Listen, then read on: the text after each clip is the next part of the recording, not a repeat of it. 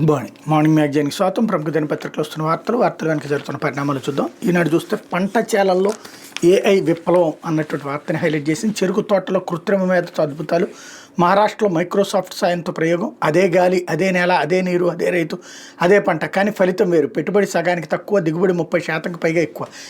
ఎలా అంటే అంతా ఏఐ గొప్పతనం అంటున్నారు బారామతి చెరుకు రైతులు.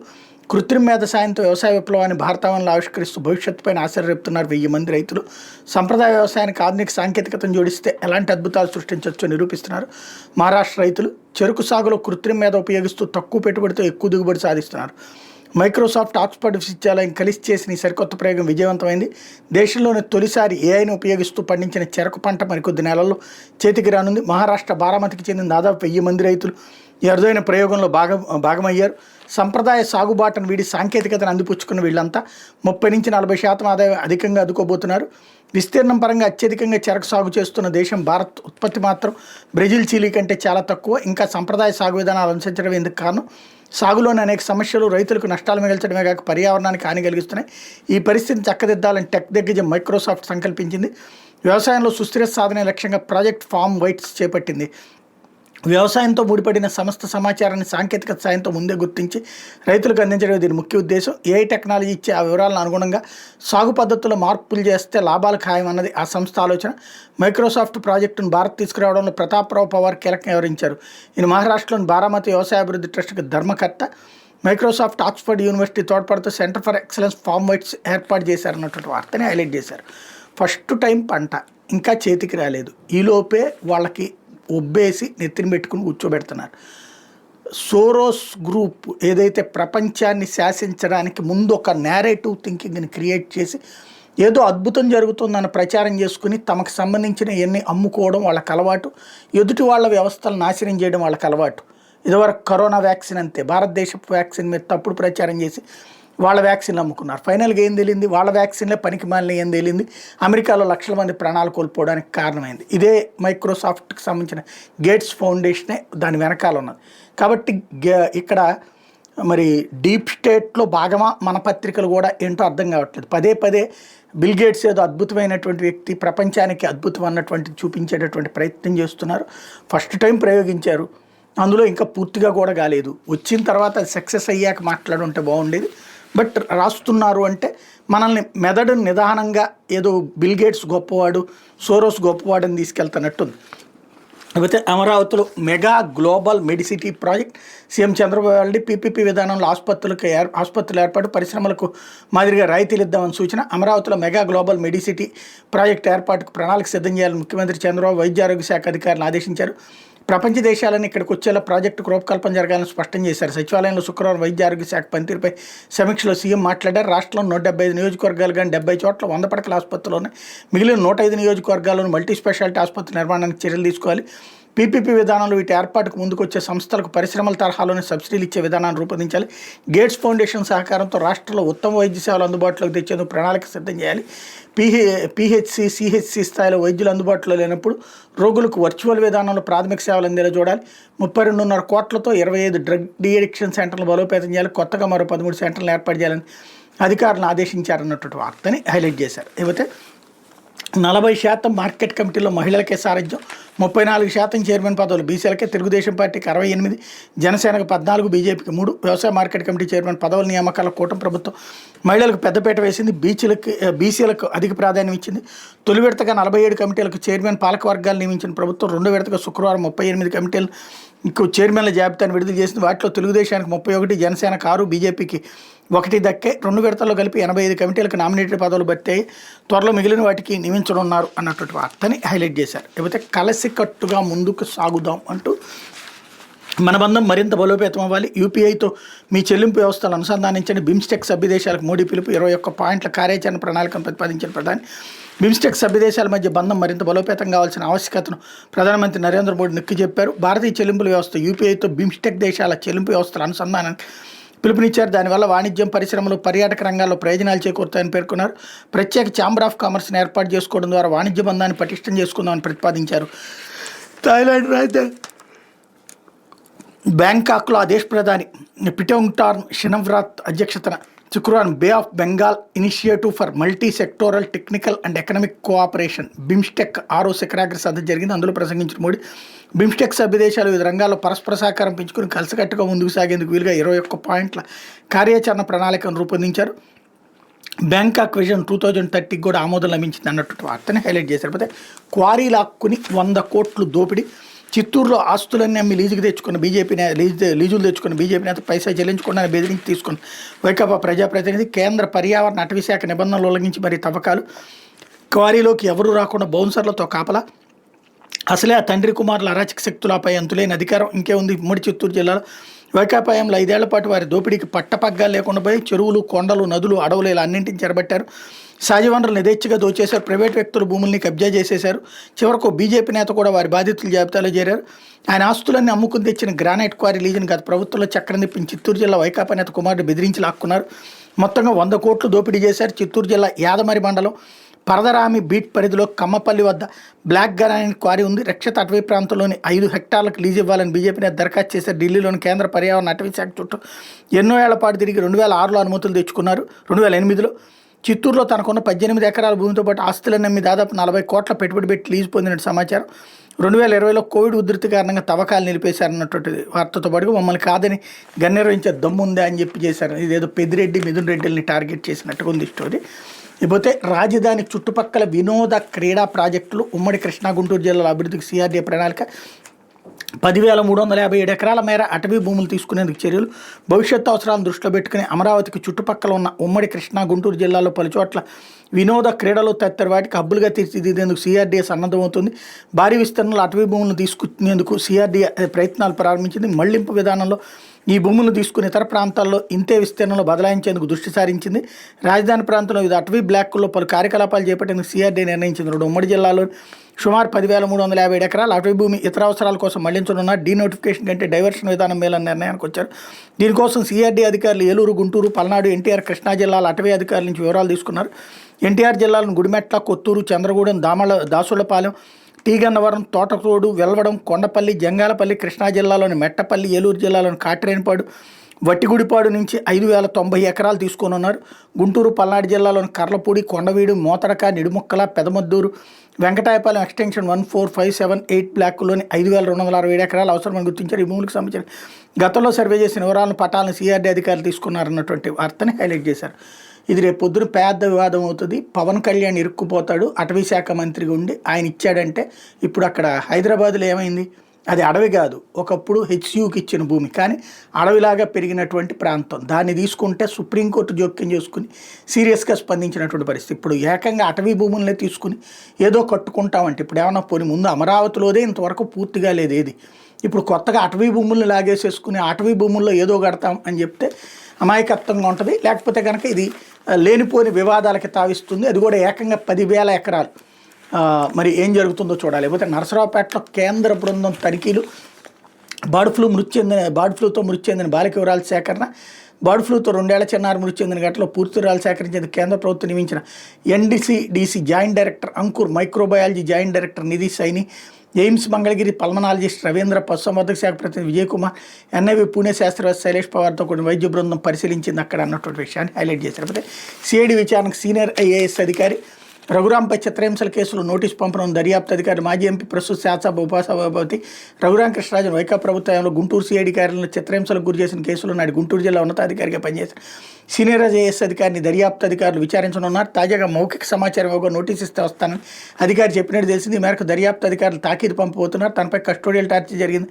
రఘురాం కృష్ణరాజు గత ఏడాది నగరంపాలెం పోలీసులు ఫిర్యాదు చేయగా కేసు దర్యాప్తు చేస్తున్న సంగతి తెలిసింది. ఈ కేసులో నాటి గుంటూరు జిల్లా ఉన్నతాధికారిని విచారించాలని గతంలో ఆయన మీడియా ముఖంగా కోరారు. నా అరెస్ట్ కన్నా ముందే ఆ ఉన్నతాధికారి గుండె వైద్యులను సిద్ధంగా ఉంచాలంటూ అప్పుడు జీజీహెచ్ సూపరింటెండెంట్ డాక్టర్ ప్రభాత్కి సమాచారం ఇచ్చారు. ఆయన ఎవరి రెఫరెన్స్ మేరకు అలా చేశారో పిలిచి విచారించాలి. ఒకవేళ నాకు ఆరోగ్యం బాగాలేకపోతే కేసు దర్యాప్తు అధికారి వైద్యులను అందుబాటులో ఉంచాలనుకోవడం సహజం. ఏమాత్రం సంబంధం లేని ఆ ఉన్నతాధికారి జీజీహెచ్ సూపరింటెండెంట్ని కోరడం చూస్తే నాపై అప్పట్లో జరిగింది కుట్ర కాక ఏమనాలని ఆయన ప్రశ్నించారు అన్నట్టు వార్తని హైలైట్ చేశారు. లేకపోతే సాక్షి మళ్లీ టెండర్లు, మళ్లీ కమిషన్లు అంటూ శాశ్వత హైకోర్టు అసెంబ్లీ భవనాల నిర్మాణంలో సర్కార్ పెద్దల స్కెచ్. ముందే నిర్ణయించిన సంస్థలకి టెండర్లు దక్కేలా వ్యూహం.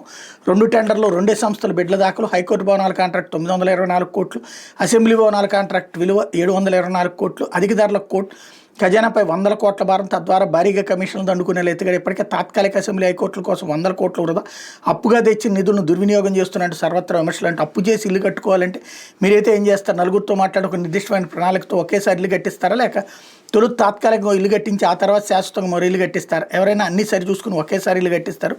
ఘనత వహించిన మన సీఎం చంద్రబాబు మాత్రం 2 సార్లు కడతానంటున్నారు. తొలుత 353 కోట్లు అప్పు చేసి తాత్కాలిక హైకోర్టు, తాత్కాలిక అసెంబ్లీ భవనాలు నిర్మించారు. ఇప్పుడు మళ్ళీ అప్పు చేసి శాశ్వత హైకోర్టు, శాశ్వత అసెంబ్లీ నిర్మిస్తున్నారు. ఇందుకు గాను ఏకంగా 1649 కోట్లు ఏం చేయడానికి సిద్ధమైపోయారు. అధికారంలోకి వచ్చి ఏడాది తిరగకుండానే 1,50,000 కోట్ల రూపాయలకు పైగా అప్పులు చేసిన ఆ పెద్ద మనిషి నిర్వాహకం ఇది.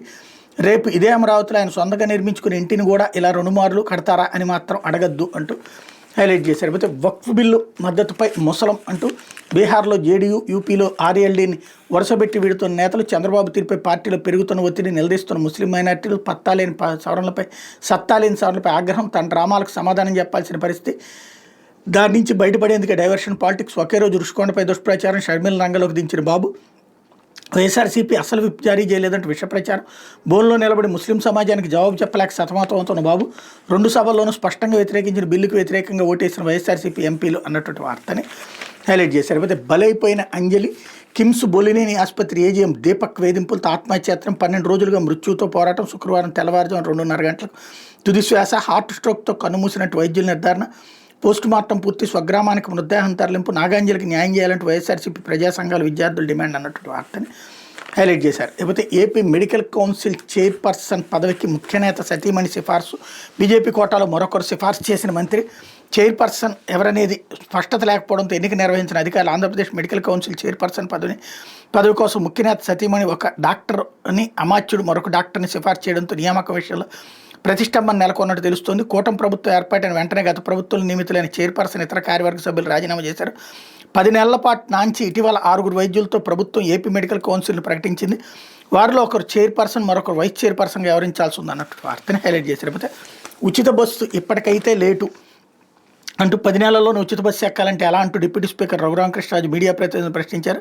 రాష్ట్రం తీవ్ర ఆర్థిక మాంద్యంలో ఉందని, ఇచ్చిన హామీలో సాధ్యమైనని మరో ఏడాదిలో అమలు చేస్తామని సీఎం చెప్పారు కదా అని అన్నారు. మహిళలు అడగాల్సిన ప్రశ్నలు మీడియా అడిగితే ఎలా అని ప్రశ్నించారు. రఘురామ్ శుక్రవారం తూర్పుగోదావరి జిల్లా కొవ్వూరులో మీడియాతో మాట్లాడుతూ ఈ వ్యాఖ్యలు చేశారన్నట్టు వార్తని హైలైట్ చేశారు. ఓవైపు వర్షాలు, మరోవైపు ఎండలు.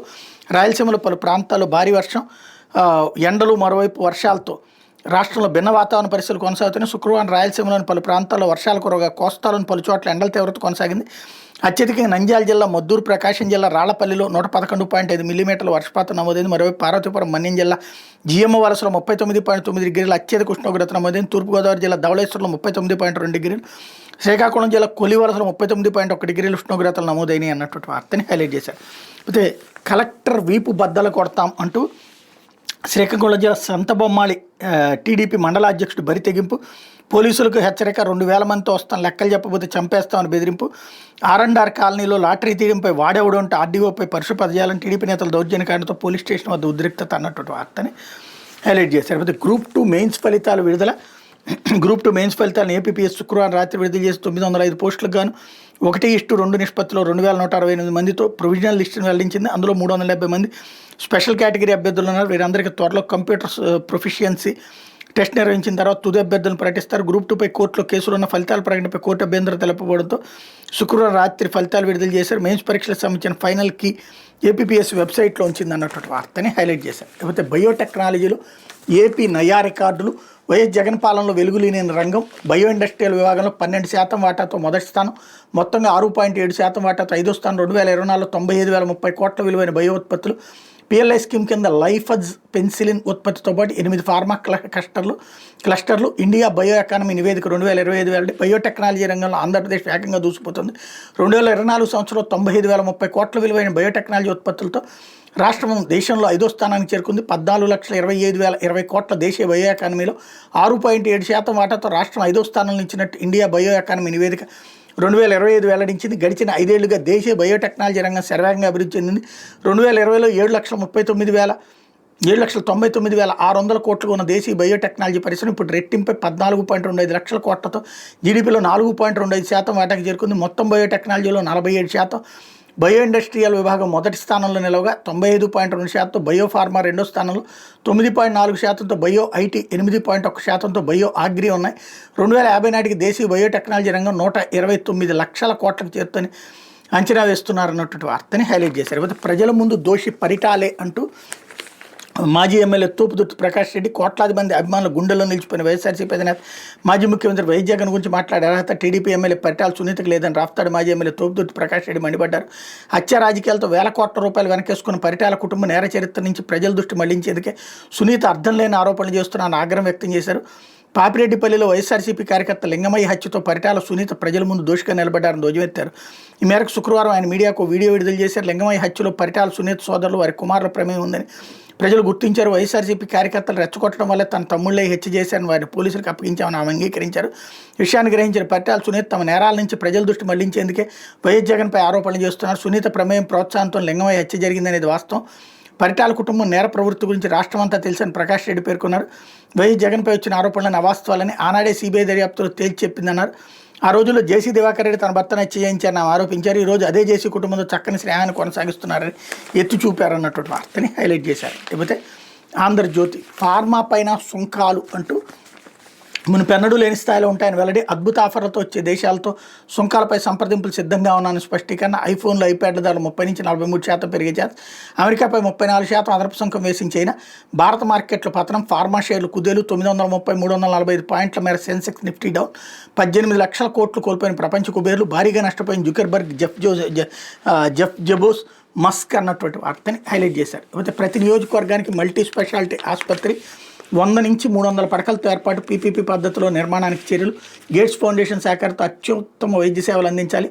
అమరావతిలో మెగా గ్లోబల్ మెడిసిటీ ప్రాజెక్ట్ ఏర్పాటు చేయాలి. కొత్తగా 13 డ్రగ్ డీ అడిక్షన్ సెంటర్లు. ఆరోగ్యశ్రీ శాఖపై సమీక్షలో చంద్రబాబు స్టేట్మెంట్ ఇక్కడ హైలైట్ చేశారు.